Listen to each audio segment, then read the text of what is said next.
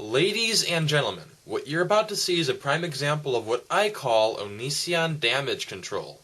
What is Onision damage control? Well, it works like this. Onision will make a video doing or saying something that makes him look really bad. People will leave comments and video responses calling him out on his bullshit. Greg will get butthurt from all the criticism he receives, so he'll go on his Onision Speaks channel and make a video trying to defend himself. But instead, he ends up making himself look even worse. And this has happened to Greg on multiple occasions because, quite frankly, he's not very smart. So today's example of Onision damage control is titled More on War with Onision. Let's dive in. Just want to point something out. Have you ever noticed that people tend to focus on the negative? This wall of text shows just how much of a crybaby Onision really is. Onision has tons of videos where he judges and criticizes other people. Yet if any dissent comes his way, he can't handle it. Much like Greg, I receive hate from people every single day. What do I do about hate? I turn it into comedy. On the other hand, what does Greg do?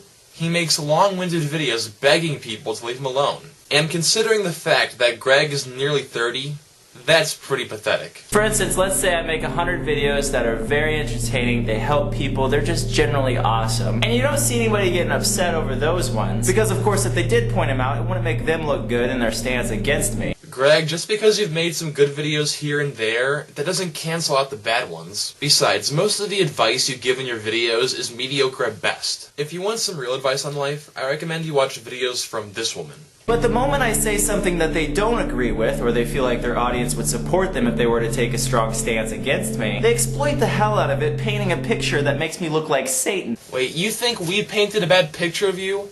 You did that on your own, Greg. When a fan tells you their mother's abusing them, and you make a video saying that it's their fault, don't blame us when you receive hate. Man the hell up and take responsibility for your own actions. Okay, let's just be real people for a second. I know it's the internet, but let's just be real. The difference between me and most of the people in your life is I actually share my every single opinion with you. Imagine if your parents, your friends, your other family members told you every single philosophy they had on the world. How many times would you find yourself a little bit put off? Well, luckily for me, I know someone like that.